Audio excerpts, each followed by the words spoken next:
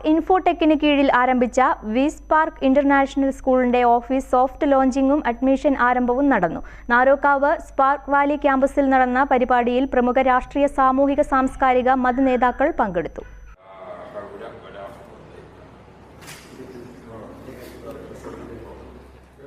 കേരള മുസ്ലിം ജമാഅത്ത് മലപ്പുറം ജില്ലാ president Koottampara Abdurahman Darimi office ലോഞ്ചിങ്ങും ജില്ലാ കളക്ടർ വി.ആർ. വിനോദ് അഡ്മിഷന്റെ ഔദ്യോഗിക ആരംഭവും നിർവഹിച്ചു. മുൻ MLA. PV. Anvar school website ലോഞ്ചിങ്ങും KPCC. Secretary Aryadan Shoukath school logo പ്രകാശനവും നടത്തി. കെ.ആർ. ഭാസ്കർ പിള്ള, ഫാദർ മാത്യു കോലമല ഉൾപ്പെടെയുള്ള വ്യത്യസ്ത മേഖലകളിലുള്ളവരും സാമൂഹിക, സാംസ്കാരിക, രാഷ്ട്രീയ മേഖലയിലുള്ളവരും സംബന്ധിച്ചു.